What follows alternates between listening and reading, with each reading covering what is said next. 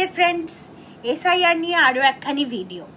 এই ভিডিওর শুরুতেই রবীন্দ্রনাথ ঠাকুরের 4 লাইনের একটা ছোট কবিতা দিয়ে শুরু করতে চাই। বজ্র বলে আকাশেতে থাকি যতক্ষণ, আমার গর্জনে বলে মেঘের গর্জন। বিদ্যুতের আলো বলি মোর আলো রটে, মাথায় পড়িলে তবে বলে বজ্র বটে। কেন বললাম এই কবিতাটা? কারণ ইলেকশন কমিশন যখনই তার ক্ষমতা ফ্লন্ট করতে শুরু করেছে, ক্ষমতা দেখাতে শুরু করেছে, তখনই কিন্তু রাজ্য সরকার সুরসুর করে লাইনে চলে আসছে। এই যে আমরা জানি যে গত অগাস্ট মাসেই একদম এসআইআর তখন শুরুই হয়নি, জাস্ট ঘোষিত হয়েছে, তখনই ভুয়ো ভোটারের নাম ঢোকাচ্ছিলেন বারুইপুর পূর্ব এবং ময়না, এই দুটো বিধানসভা কেন্দ্রের 4 জন অফিসার। তার মধ্যে যতদূর মনে পড়ছে 3 জন ছিলেন ডব্লিউবিসিএস এক্সিকিউটিভ, 2 জন ডব্লিউবিসিএস এক্সিকিউটিভ ছিলেন ফর শিওর, 3 জন ছিলেন, এবং তার মধ্যে একজন ছিল আমাদের data entry operator contractual staff. মানে মোট 5 জন, 4 জন স্টেট অফিসিয়াল এবং একজন data entry operator contractual staff. তাদেরকে সাসপেন্ড করতে এবং তাদের বিরুদ্ধে এফআইআর করতে নির্দেশ দিয়েছিল ইলেকশন কমিশন স্টেটের তৎকালীন চিফ সেক্রেটারি মনোজ পান্তকে। কিন্তু আমরা দেখেছিলাম মনোজ পান্ত সাসপেন্ডও করেননি, এফআইআর তো করেনি। তারপর মনোজ পান্তকে দিল্লিতে ডেকে পাঠায় ইলেকশন কমিশন অফ ইন্ডিয়া। সেখান থেকে ফিরে এসে ওই 4 জন অফিসারকে সাসপেন্ড করেন মনোজ পান্ত, চিফ সেক্রেটারি, ওটা তাঁরই কাজ, এবং ডেটা এন্ট্রি অপারেটরকে অন্য ডিপার্টমেন্টে ট্রান্সফার করে দেওয়া হয়, বা সেরকমই একটা কিছু যতদূর মনে পড়ছে। কিন্তু এফআইআর তাদের বিরুদ্ধে কখনোই রেজিস্টার্ড হয়নি। পশ্চিমবঙ্গ সরকার এ যাবৎকাল পর্যন্ত ওই অফিসারদের বিরুদ্ধে এফআইআর রেজিস্টার করেননি, এটা জানা সত্ত্বেও যে তারা সরাসরি ভুয়ো ভোটার লিস্ট তৈরি করছিলেন। বহু আগের একটি ভিডিওতে আমি এটাও বলেছিলাম, ভুয়ো ভোটার লিস্ট তৈরি করার অপরাধটি কিন্তু রাষ্ট্রদ্রোহের চাইতে কোনো অংশে কম নয়। মানে এমন মানুষকে আপনি ভোটার লিস্টে ঢুকিয়ে দিচ্ছেন আপনার ক্ষমতার পদের অপব্যবহার করে। এক্স অফিসিও ইআরও বা এইআরও হিসেবে যারা কাজ করছেন, মানে বিডিওরা বা এসডিওরা বা বিভিন্ন সরকারি দপ্তরের গ্রুপ বি অফিসার্স যারা রয়েছেন, ক্লাস 2 অফিসার্স যারা কাজ করছেন, বিভিন্ন সরকারি দপ্তরের ক্লাস 2 অফিসার যারা কাজ করছেন ইআরও বা এইআরও হিসেবে, এরা প্রত্যেকেই কিন্তু ইলেকশন কমিশনের হয়ে কাজ ইআরও বা এইআরও হিসেবে কাজ করছেন অ্যাজ এক্স অফিসিও। বিডিও কাজ করছেন ইআরও হিসেবে, এক্স অফিসিও ফাংশনস, মানে তার ইলেকশনের জন্য বা এসআইআর এর জন্য তার করা কাজটা হচ্ছে এক্স অফিসিও ফাংশনিং, অর্থাৎ তার আদত পদ হলো বিডিওর পদ। সেই পদের অপব্যবহার করে তিনি যখন ভুয়ো ভোটারের নাম ভোটার লিস্টে তুলছেন, তখন সেই কাজটি কিন্তু আসলে রাষ্ট্রদ্রোহের চাইতে কম নয়। আমরা বহুবার ভারতের স্বরাষ্ট্রমন্ত্রীকেও বলতে শুনেছি যে अगर आपके गांव में कोई नया आदमी आता है तो आपका पटवारी क्या कर रहा था।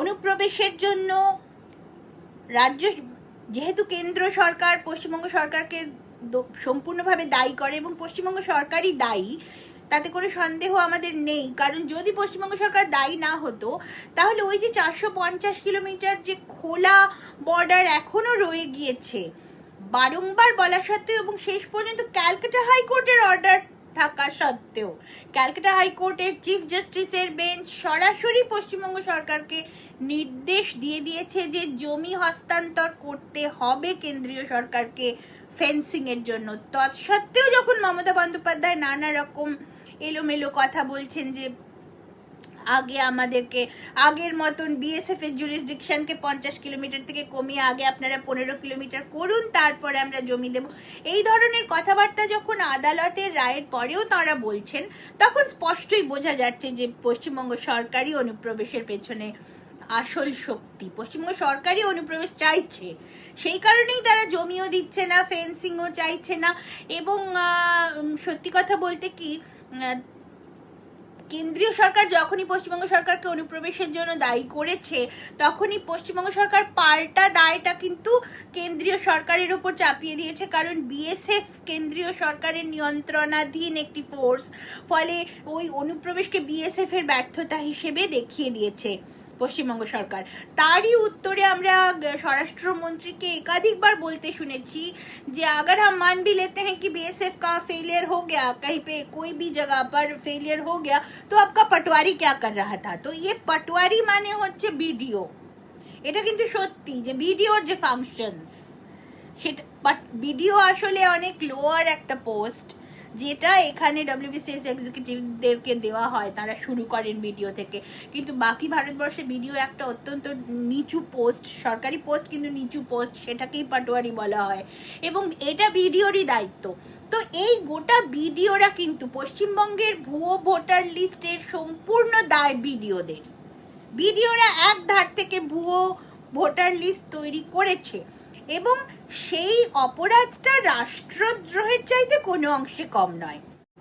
যেটা যেটা আমি এই ভিডিওতে যেটা বলতে চাইছি, সেটা হলো একটা মামলা হয়েছিল 1993 সালে, যে মামলাতে কিন্তু একটা রিট পিটিশন দায়ের হয়েছিল, যে মামলাটা ছিল election commission of India versus union of India and others.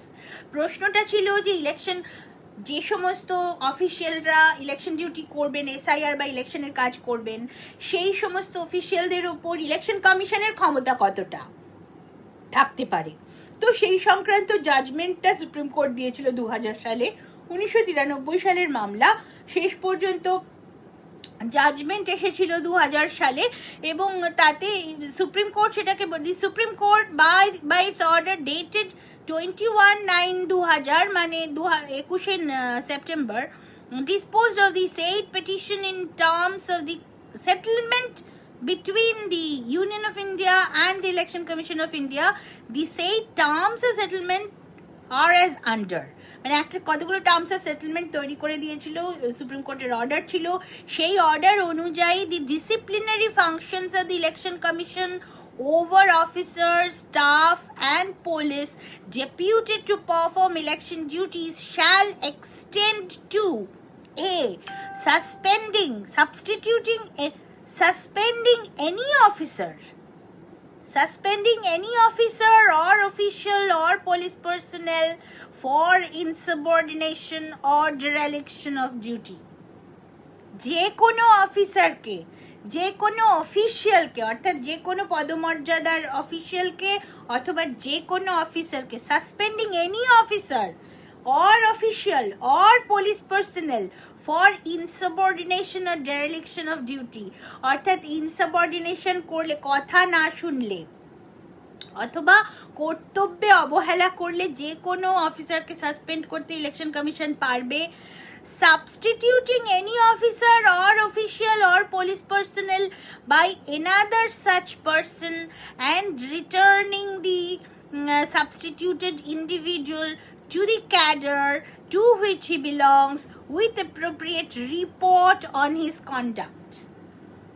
অর্থাৎ যে কোনো অফিসারকে পাল্টেও দিতে পারে, ফেরত পাঠিয়ে দিতে পারে, তুমি আর কাজ করতে পারবে না, ইআরও এইআরও এদেরকে করতে পারে। যেটা কিন্তু আমি আগের দিনে, এমনকি যেটা কিন্তু সুপ্রিম কোর্টের অর্ডারেও সেইটি মেনশন হয়েছে, যে যে কোনো ইআরও, যে কোনো এইআরওকে যে কোনো সময় অন্য অফিসারদেরকে দিয়ে রিপ্লেস করে দেওয়ার পূর্ণ স্বাধীনতা, পূর্ণ ডিসক্রিশন ইলেকশন কমিশনের থাকবে।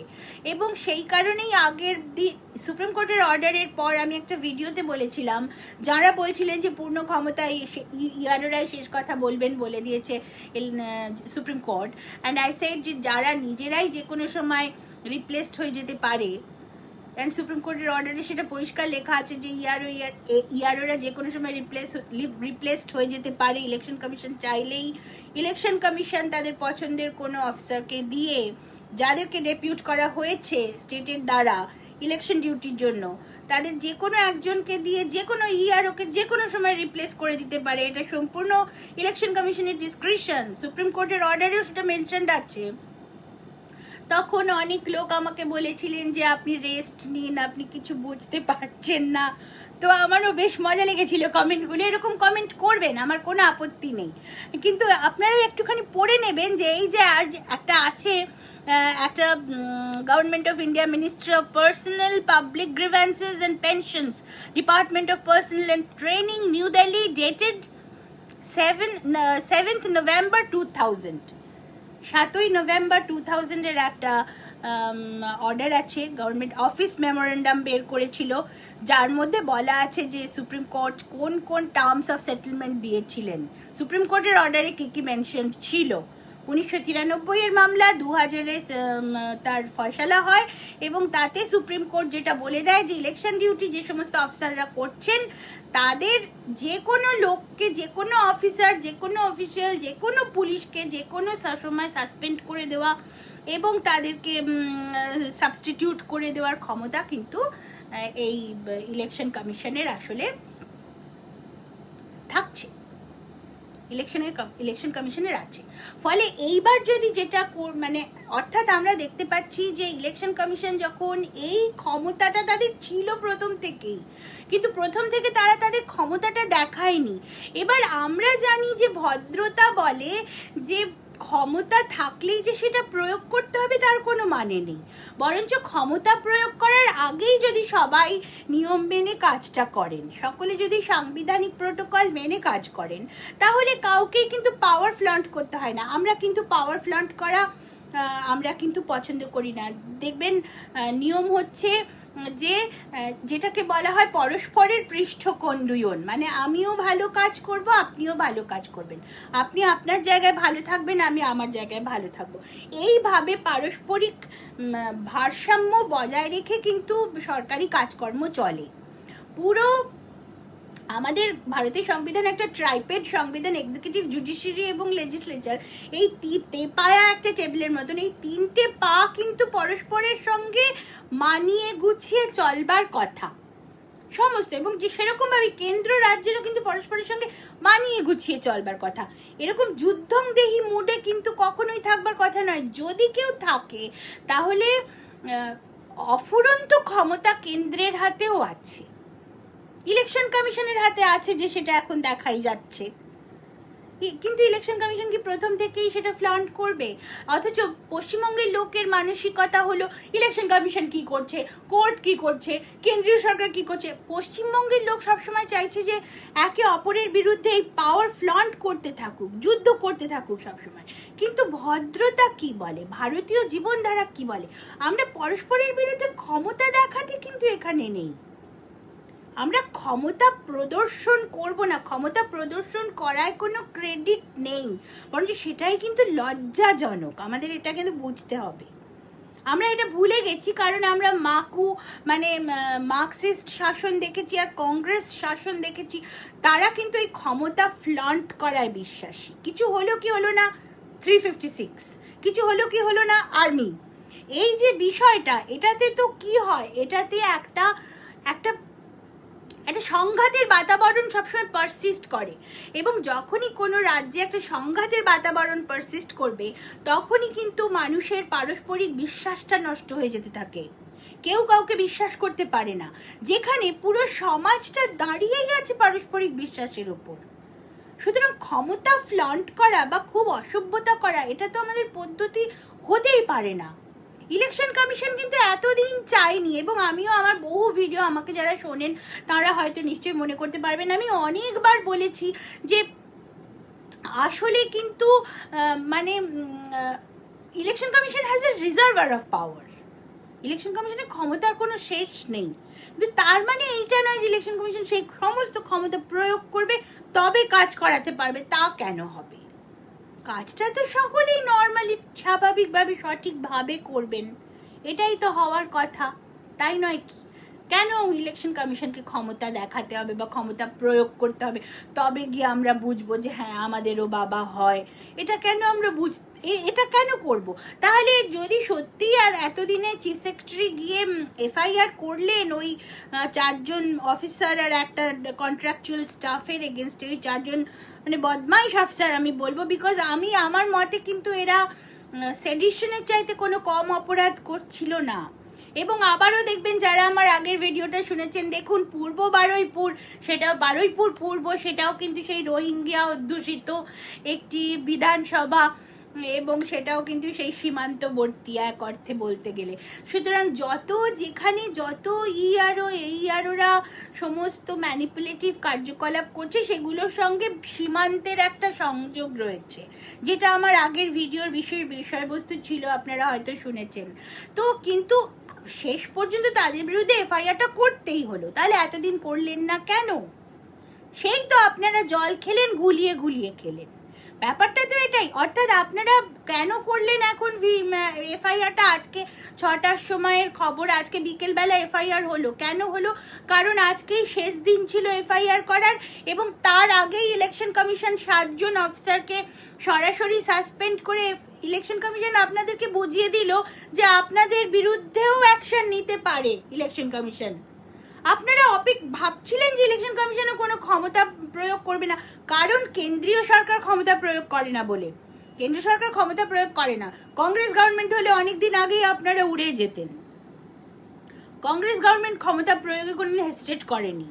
কিন্তু ওই ক্রমাগত ক্ষমতা প্রয়োগ করলে যেটা হয়, সেটা যে মানুষের একটা সংঘাতের এক্সপেকটেশন তৈরি হতে থাকে, একটা অ্যাড্রিনালিন রাশ তৈরি হতে থাকে। কি হলো একটা ভাব, একে মারলো তো ও ওকে পাল্টা দিল, এটা বললো তো ও ওটা বললো।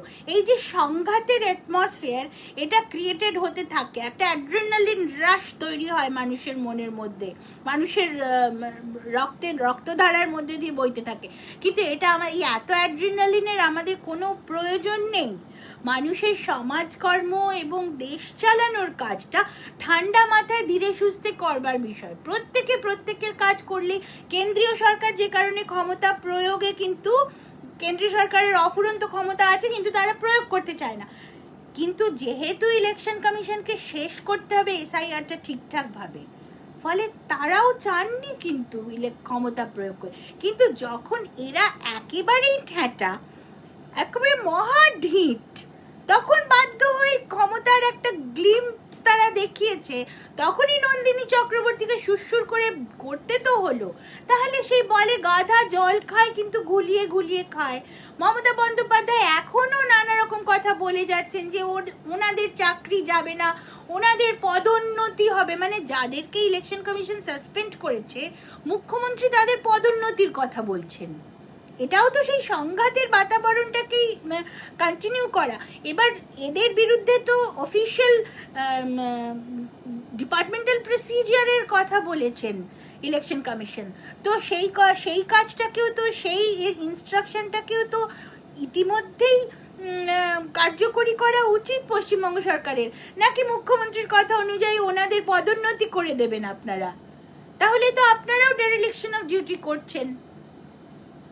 কোন অফিসার সই করবে ওনাদের পদোন্নতির অর্ডারে, নোটিফিকেশন? ওনাদের অর্ডার, পদোন্নতির অর্ডার যদি বেরোয়, কোন অফিসার তাতে সই করবেন? কোন অফিসার, কারা করবেন? দি গভর্নর করবেন। গভর্নর কি করবেন এই অফিসারদের পদোন্নতির অর্ডারে সই? গভর্নর কি বলবেন I am please to place this persons as this, এরকম কোনো নোটিফিকেশনে কি গভর্নর সাইন করবেন যেখানে এনাদের এগেনস্টে ডিপার্টমেন্টাল প্রসিজিয়ার করতে বলেছে ইলেকশন কমিশন? মুখ্যমন্ত্রী বলছেন এদের পদোন্নতি হবে, অন্য ডিপার্টমেন্টে কাজ করবে। তাহলে এই যে একটা সংঘাতপূর্ণ আবহ, এটা থেকে আমাদের মুক্তিটা কবে মিলবে? আমরা এই সংঘাত কিন্তু চাইছি না। পশ্চিমবঙ্গের মানুষ সংঘাতে ক্লান্ত। সেই 1941 সাল থেকে শুরু হয়েছে সংঘাত। 2041 সালে এলেই 100 বছর শেষ হয়ে যাবে, কমপ্লিট হবে সংঘাত। জ্যোতি বসু নিয়ে এসেছিলেন সংঘাতের রাজনীতি। 1941 সাল থেকে শুরু করেছিলেন জ্যোতি বসু, 40-এ এসেছিলেন, 41 থেকে শুরু করে দিয়েছিলেন। তার ফল উনি পেতে শুরু করেন 1967 সাল থেকে। তার আগে নকশাল বাড়িতে ওই সময় নাগাদই শুরু হয়ে গেল গন্ডগোল। আমরা সেই 1941 সাল থেকে ভুগছি। আর কত সংঘাত। এবার তো নর্মালি যেটা সাংবিধানিক যে প্রোটোকল সেটা মেনে সবাই কাজ করুন, রাজ্যটার তো কিছু ভালো হোক। Thank you very much.